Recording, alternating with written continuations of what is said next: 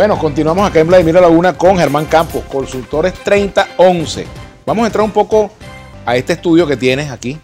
A partir de allí comenzaremos a leer los comentarios también y las inquietudes. ¿Cómo no? Fíjate, como te decía, nosotros desde hace tiempo estamos trabajando en todo el tema de hacer análisis cualitativo sobre la base de las redes sociales y hacer lo que se llama focus group, estudios cualitativos. Entonces, hace unos meses hace 2 meses comenzamos a hacer algunos estudios cualitativos primero antes de empezar a tener un panorama numérico, ¿no?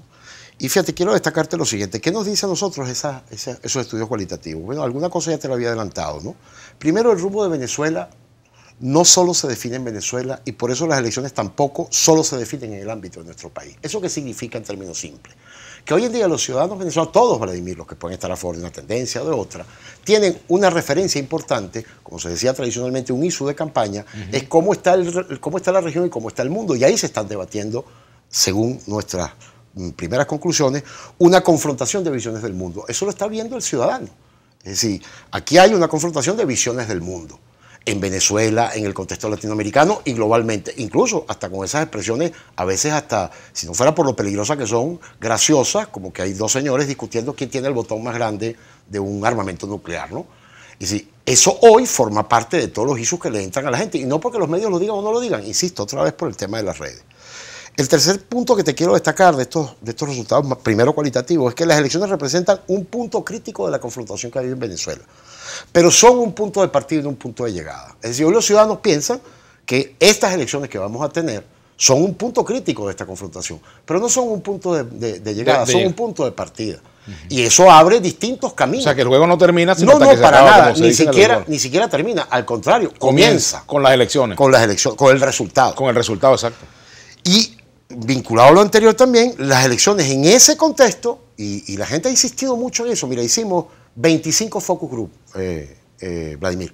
Y el tema de que lo político está globalizado, a mí me sorprendió. Yo lo veíamos claramente en las redes, pero que además la gente en Venezuela te lo diga de esa manera, lo verbalice de esa manera cuando colocas estímulos para ese debate, y la gente piensa que hoy la política está globalizada y las elecciones están globalizadas.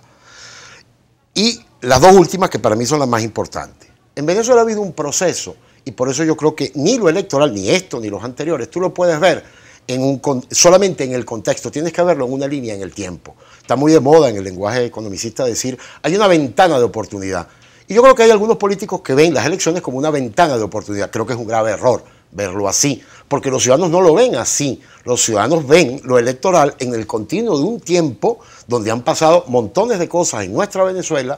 Yo coloco un punto siempre fundamental para entender desde mi perspectiva conceptual este proceso político, y es en el año 1983. Yo creo que ahí hubo la primera fractura. Desde el Viernes Negro. Desde el Viernes Negro hubo la primera fractura de la hegemonía que se construyó en Venezuela. Y a partir del 4 de febrero del 92 y sucesivo han venido una gran cantidad de eventos que han significado rupturas de esa hegemonía, intentos de construcción de otra y acciones políticas de unos y de otros que tienen consecuencias. Ahora, ¿no se han visto elementos que puedan constituirse ya en una fisura de la actual hegemonía? Es que yo no creo que en Venezuela hoy hay una hegemonía en el sentido cultural al que yo me refiero. En la Venezuela del modelo del 58, Vladimir, había una hegemonía en términos de la concepción de la democracia. Y yo te la sintetizaba, nosotros lo hacíamos en 3 frases. Yo te pudiera decir que hay una hegemonía de poder en este momento. Estoy hablando de la hegemonía cultural, que es donde el sustrato donde se desarrollan los valores. Y es a partir de ahí que se construye el poder. Y ese poder puede ser o efímero o muy largo. Pero es ese el sustrato que lo genera. No es al revés, no está montado simplemente sobre el poder, como si el poder fuera un concepto que no está vinculado con... Aunque aquí el que tiene el poder siempre cree que es efímero cuando se va. No, el que tiene el poder tiende a creer que lo tiene permanentemente, y otros tienden a creer que es efímero. Y cuando se va del poder dice, oye, pero pasó muy rápido. Pasó muy rápido. Porque ella ha estado 40 años. Pero fíjate en esa construcción de identidad que ha habido en Venezuela. Yo te decía, no, yo en Venezuela hoy no hay una hegemonía. Uno podría hablar que hay una mayoría en algunos valores en la sociedad venezolana, pero hegemonía como la hubo en términos de la visión política del modelo del 58 no la hay. En Venezuela, Vladimir, hasta los 90. El chavismo no lo ha logrado en 18 años. Rompió esa hegemonía y el chavismo ha construido, lo que uno puede llamar el chavismo, ha construido una nueva identidad que no es hegemónica. Si fuera hegemónica, la situación sería distinta en lo político, seguramente en lo económico y seguramente en lo social. Pero ¿cómo puede no ser hegemónica si en diferentes expresiones se manifiesta?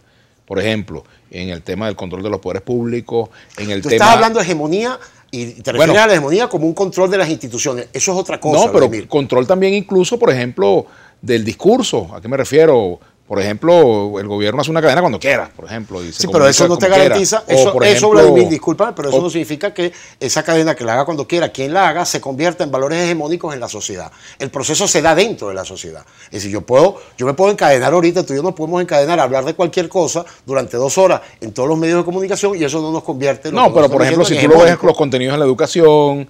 Si lo ahí ves, hay un ejemplo, debate, ahí hay un en el debate. Control de la economía. Claro. Por ejemplo, esos son temas de hegemonía por concreta. Supuesto. La hegemonía no es una cosa superestructural. Por supuesto. Y ahí es un valor concreto. Y ahí te estoy diciendo que la hubo en Venezuela, en nuestro modelo que llamamos del 58, y se fracturó el proceso los procesos en Venezuela. Y fíjate donde coloqué la fecha. En el 83, no el 4 de febrero, ahí hay 4 puntos antes del 4 de febrero.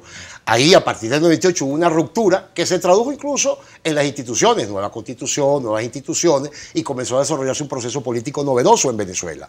Se ha intentado, y ha habido un intento de parte de lo que podemos llamar el chavismo, la construcción de un modelo alternativo distinto, que ha intentado construir hegemónicamente una nueva cultura política en Venezuela. No lo ha conseguido, pero ha conseguido construir una nueva identidad que se expresa incluso en algunos valores de forma mayoritaria. Y eso no tiene que ver con qué bloque político en determinado momento esté un ciudadano.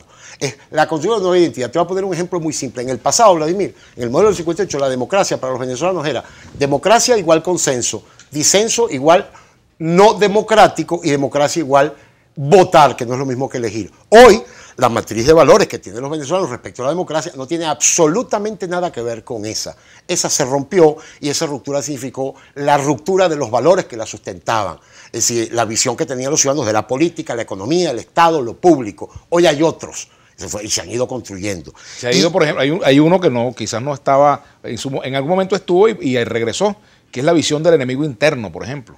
El enemigo interno. Que es una visión terrible de la política porque conviertes al adversario, el que piensa distinto al disidente, en una amenaza a la seguridad nacional. Seguro, pero esos son elementos y movimientos tácticos que normalmente ocurren en todo proceso político. Pero se traducen en hechos que pueden ir en contra de esta señora que está aquí. Estoy de acuerdo contigo, eso puede perfectamente pasar. Pero fíjate el otro elemento que también ocurre aquí. Hay una discusión, Vladimir, en la Venezuela de hoy, más allá de lo electoral, entre pasado y futuro. Todavía sigue estando presente esa discusión entre quienes expresan el pasado en términos del modelo del 58 y qué es lo que yo quiero como futuro. Lo que está claro, por ejemplo, es que el pasado no lo quiero. Y lo que todavía está en construcción es cuál es el futuro. Pero preocupa que hay mucha gente que, yo lo digo por las redes, que a lo mejor no son estadísticamente muy representativas, pero son significativas o al menos indicativas. Son indicativas.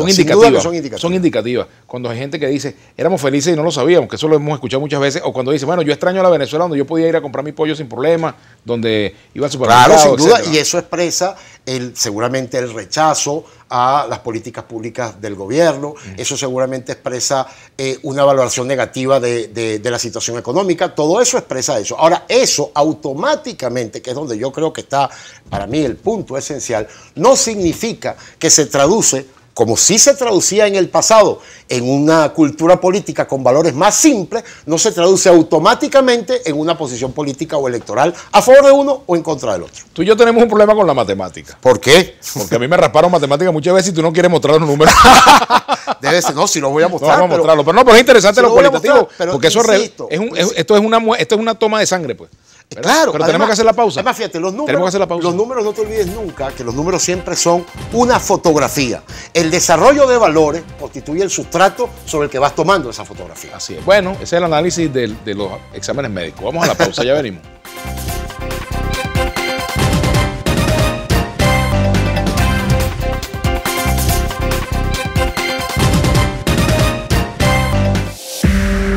Usted está viendo